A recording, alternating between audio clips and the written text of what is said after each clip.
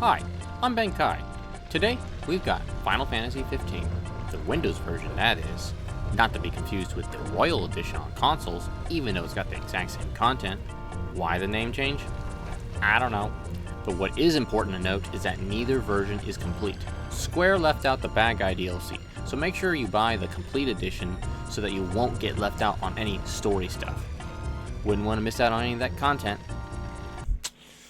Anyway, while the Japanese version of Entourage is waiting on the slowest elevator in the world, let's check out what Final Fantasy XV is all about. That's it! I've come up with a new recipe. I couldn't dream something like this if I tried. Look out, stomach! Now the story is actually kind of straightforward. Prince of a Kingdom goes on a bro trip with his loyal servant, buds, and discovers the meaning of friendship and working together through the power of beating the living crap out of monsters. Their final destination is the wedding of the prince and princess, but the evil empire has taken her captive, so now this bro trip has become a rescue mission. But we're still going to take every side quest along the way because this is an RPG after all. That cat food there cost us a fortune. Like finding, frogs. Or how about finding dog tags? Okay, well this is a good one because now we're finding rocks. Yeah. Bada bing, bada boom. Okay, so side quests suck, but we still got a princess to save. So the prince and his merry band of Backstreet Boys go on a quest to power level the prince to level 99 so he can take on the big bad empire, save the princess, become the new king of the land. Pretty simple, eh? So why is the story split apart into so many different forms of media? You gotta watch a movie, watch an anime, play all the side story DLC stuff, and then when you're finished with the game and hate the ending, go read a book for the real ending. What kind of interdimensional nonsense is this? The setting for this FF is much different from previous entries. Usually they're set in a fantasy medieval world or a fantasy sci-fi world, but this time they did the unexpected and set the game in a modern day fantasy world. Whoa, that's heavy. You've got familiar themes like Coleman tents, those cup noodle things. You could even buy stuff with an American Express card. They've even got real world movie references. Where we're going, we don't need roads. Guess Back to the Future is now part of Final Fantasy canon. Everything in order? Yep. It erased. All of this modern day stuff is set to the backdrop of familiar Final Fantasy monsters, weapons, and magic. The beautiful vistas here are probably some of the best in any game. I mean, just look at these graphics. This world is absolutely breathtaking. and all you gotta do is download the 4K texture pack, and you'll get those stunning what? 150 gigabytes? God dang! That's a lot of gigabyte. My poor drive is in the red now. I understand, but there's no need to jump at every shadow. We'll bear that in mind. Now, with all that said, the rest of the game is kind of, how should I put it, meh. Yeah, it's just that, meh. Combat is now real time. Gone are the days of taking your time to plan your next move. Now you just find what weapon the enemy is weakest against and wail on them until they die. Not the worst system, but also not that very fun or inventive. Or just get the Ragnarok and warp strike them to death. That always works.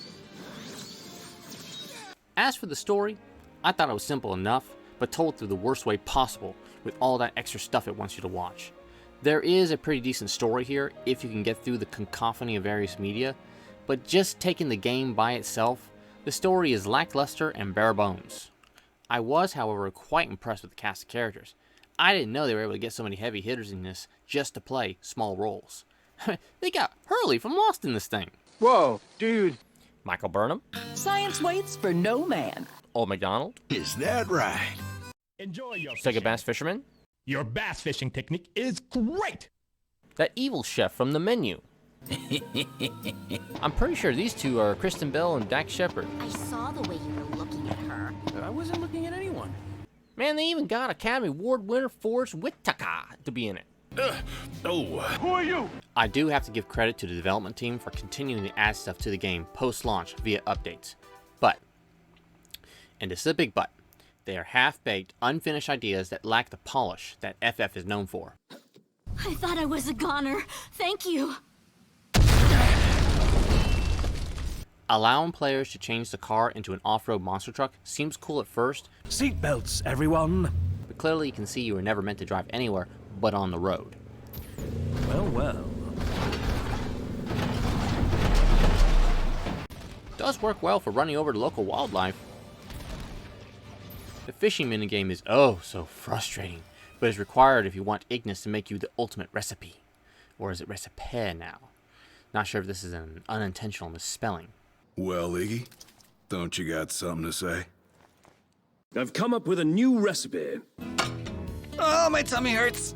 One of the updates added the ability to swap to the other characters and use their moveset from the DLCs in battle. Promptos did not go so well. FF15 just does not work as an FPS game. I've decided I want to become a professional photographer.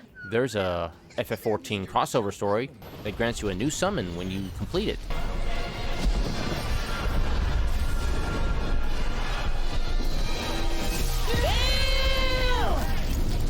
And a shop for buying OP weapons, but be prepared to grind to get any of them. Then you got the Terra Battle crossover with some of the most annoying frackers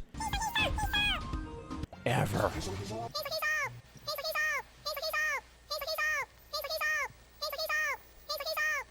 Shut up!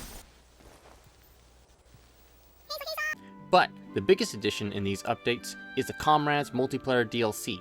I could tell they had big plans for this mode, but the most recent update scraps the online portion, and now it can only be played offline by yourself. And let me tell you, it is hard by yourself. It gets very repetitive, very fast, and the difficulty spikes after only a few missions. Don't just stand there! Help me! It would be best just to YouTube the ending if all you're in for is just more story snippets.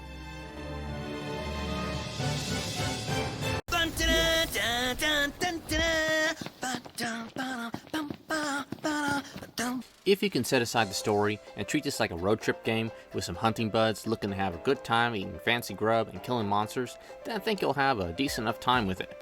But once you cross over to the battle with Leviathan at Altissa, it goes downhill from there. Exploration is over and all you do is go down one linear corridor after another until you beat the final boss. Wow, this place is so romantic. Then you get to enjoy it with us. All three of us. You are a lucky man. FF15 is a culmination of a lot of different ideas that never get enough fine-tuning. It tries to do a lot of stuff, but only ends up being average Joe at all of it. The developer wanted to make even more DLC, but Square cancelled them when he left the company, and that is why we have this book, which is basically the storyboard ideas for the final unreleased DLCs that would have given us the closure for FF15 that we needed. So yeah, it's a pretty average Final Fantasy that tries... Oh, wait, we're finally at the bottom. I wonder what's down here.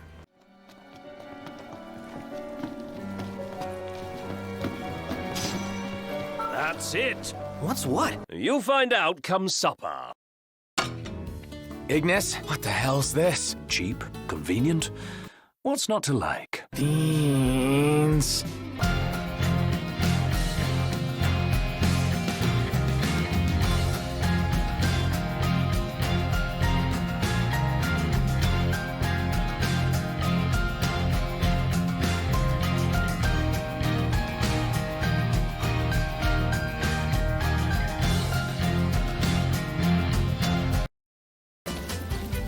Time to meet the Chocobos! It doesn't work. I'm on the brink of a recipe breakthrough. We're gonna kill it?